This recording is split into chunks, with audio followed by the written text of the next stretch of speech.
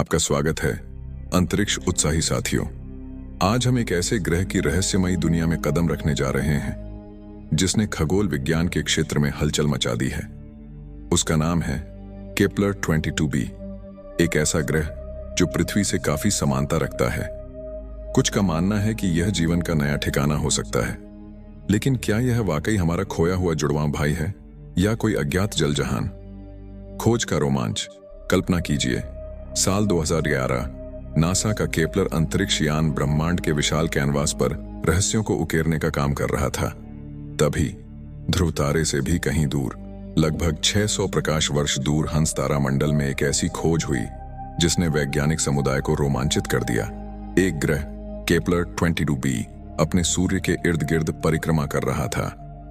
खास बात यह थी कि उसका सूर्य हमारे सूर्य जैसा ही था और केपलर 22b उस खास क्षेत्र में स्थित था जिसे हम गोल्डीलॉक्स जोन कहते हैं।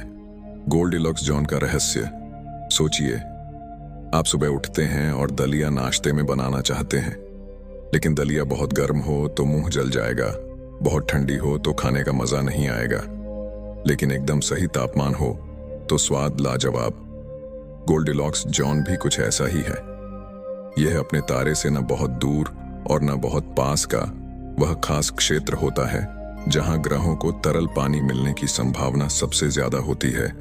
और जैसा कि हम जानते हैं, तरल पानी जीवन का आधार माना जाता है। केपलर 22b की पहेली। तो क्या केपलर 22b पर वाकई तरल पानी मौजूद है? यही वह सवाल है जिसका जवाब वैज्ञानिक अभी भी खोज रहे हैं। ग्रह का आकार पृथ्वी से 2.4 गुना बड़ा है। कुछ वैज्ञानिकों का मानना है कि यह चट्टानी सतह वाला ग्रह हो सकता है, वहीं कुछ का कहना है कि इसकी सतह विशाल महासागरों से ढकी हो सकती है। इस वजह से इसे सुपर अर्थ या जल ग्रह भी कहा जाता है। संभावनाओं का क्षितिज। चाहे केपलर 22b जैसा भी हो, यह हमारी अंतरिक्ष यात्राओं के इतिहास में एक मील का पत्थर है। यह हमें ब्रह्मांड में अकेले न होने की आशा जगाता है। शायद भविष्य में और विकसित तकनीक के साथ हम इस ग्रह के वातावरण का गहन अध्ययन कर सकेंगे। हम वहां संभावित जीवन के किसी भी संकेत का पता लगाने का प्रयास कर सकते हैं। केपलर 22b ब्रह्मांड के रहस्यों को खोलने की हमारी जिज्ञासा को और प्रज्वलित करता है। यह एक ऐसा ग्रह है जो हमारे सौर मंडल के बाहर जीवन की संभावना को मजबूत करता है। हमारी अंतरिक्ष यात्रा अभी रुकेगी नहीं। ब्रह्मांड अनंत है और हमारी खोज जारी रहेगी। यह वीडियो आपको केपलर 22b की रहस्यमयी दुनिया की एक झलक दिखाता है। अगर आपको यह वीडियो पसंद आया तो इसे लाइक करें और अपने केपलर अंतरिक्ष वेधशाला नासा का सौर मंडल से बाहर पृथ्वी सदृश ग्रहों को खोजने का अब तक का सबसे सफल अभियान रहा है। इस अभियान का नाम महान खगोल शास्त्री योहानस केपलर को समर्पित था। इसे 7 मार्च 2009 को अंतरिक्ष में भेजा गया था और अपने 9 वर्षों के अभियान के पश्चात इसे 30 अक्टूबर 2018 को सेवानिवृत्त कर दिया गया। इस अभियान को हमारी आकाश गंगा मंदाकिनी मिल्की वे के एक विशिष्ट भाग का निरीक्षण कर उसमें पृथ्वी के आकार के तथा मातृतारे के जीवन योग्य क्षेत्र में ग्रहों की खोज के लिए बनाया गया था। इसके एक उद्देश्य में हमारी आकाश गंगा में पृथ्वी सदृश ग्रहों की संख्या का अनुमान लगाना भी था।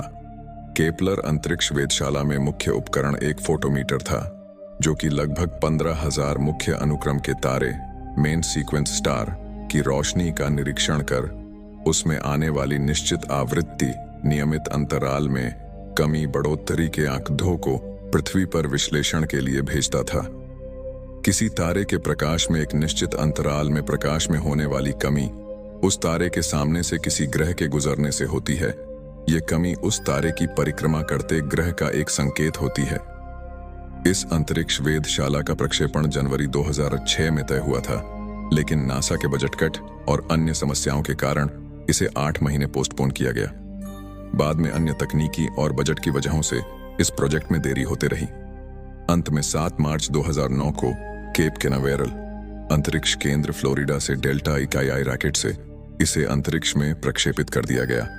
किसी सौर बाह्य ग्रह की खोज की सबसे संवेदनशील विधि, विशेषत केपलर अंतरिक्ष वेधशाला जैसे उपकरणों के लिए यह सर्वोत्तम विधि है। इस वेधशाला ने अब तक इस विधि से हजारों सौर बाह्य ग्रह खोजे हैं। इस विधि के द्वारा सौर बाह्य ग्रह के वातावरण में विभिन्न गैसों की उपस्थिति और मात्रा को भी झांत किया जा सकता है। सैकड़ों प्रकाश वर्ष की दूरी पर तारों के ग्रहों की खोज के लिए बेहतरीन विधि है। केपलर वेधशाला तथा पृथ्वी पर आंख दाहों के विश्लेषण करने वाली टीम ग्रहों की खोज और पुष्टि के लिए एक जटिल बहुचरणीय प्रक्रिया का प्रयोग करती है। इस प्रक्रिया में 2 चरण होते हैं। एक ग्रह के उम्मीदवारों की खोज। इस चरण में केपलर द्वारा भेजे गए आंख दाहों का विभिन्न सॉफ्टवेयरों द्वारा विश्लेषण होता है। इस विश्लेषण में ग्रह द्वारा तारे के प्रकाश में नियमित अंतराल में संक्रमण के द्वारा कमी को देखा जाता है। इस प्रक्रिया में विभिन्न जांचों द्वारा सफल होने वाली घटनाओं को केपलर अभिरुचि पिंड केपलर ऑब्जेक्ट ऑफ इंटरेस्ट कहा जाता है। इसके बाद इन उम्मीदवारों को एक विशिष्ट प्रक्रिया विस्थापन डिस्पोजिशनिंग गुजारा जाता है। इस जांच में सफल उम्मीदवारों को केपलर ग्रह उम्मीदवार कहा जाता है। इन केपलर ग्रह उम्मीदवारों का पूर्ण निरीक्षण किया जाता है। इस पूर्ण निरीक्षण के आंकड़ों के विश्लेषण से ग्रह होने की पुष्टि होती है। कुछ विशिष्ट ग्रह उम्मीदवारों के लिए ग्रह खोजने की अन्य तकनीकों जैसे कोणीय गति, radial velocity, गुरुत्वीय microlensing, gravitational microlensing, ऑस्ट्रोमेट्री, astrometry या कक्षीय दीप्ति ऑर्बिटल ब्राइटनेस के प्रयोग से ग्रह होने की पुष्टि की जाती है। यदि ग्रह उम्मीदवार की किसी अन्य विधि से पुष्टि संभव नहीं होती है तो केपलर के द्वारा प्राप्त आंकड़ों की पुनः जांच की जाती है कि जिससे गलती की किसी संभावना को दूर किया जा सके। इस कैमरे का फोकल प्रतल 50x25 mm 2x1 इन सीसीडी के 42 टुकड़ों से बना है।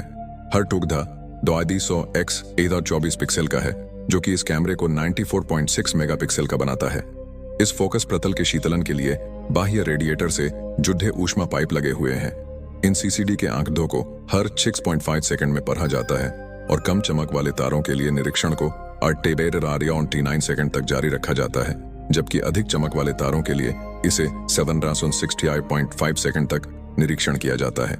इसके पश्चात इन आंकड़ों को संकुचित कंप्रेस करयान में 16 GB के सॉलिड स्टेट रिकॉर्डर में रखा जाता है। इस रिकॉर्डर से आंकड़ों को पृथ्वी पर भेजा जाता है। केपलर का प्राथमिक दर्पण 1.4 मीटर व्यास का है और उसे विख्यात कांच के निर्माता कॉर्निंग ने अत्यंत कम विस्तार होने वाले कांच अल्ट्रा लो एक्सपेंशन यूली ग्लासन से बनाया है। इस दर्पण का द्रव्यमान साधारण कांच से बने समान आकार के दर्पण की तुलना में केवल 14% ही है। इस वेधशाला की दिशा ऐसी है कि इसमें कभी भी सूर्य प्रकाश का प्रवेश नहीं होता है। यह हंस सिग्नस विना लायरा और शिशुमार ड्रेको तारामंडल की ओर निरीक्षण कर रहा है। यह दिशा सौर मंडल के आकाश गंगा केंद्र की परिक्रमा की दिशा भी है तथा आकाश गंगा के प्रतल में ही है। केपलर द्वारा निरीक्षित तारों की आकाश गंगा के तारों की दूरी भी सौरमंडल और आकाश गंगा के केंद्र की दूरी के समान ही है।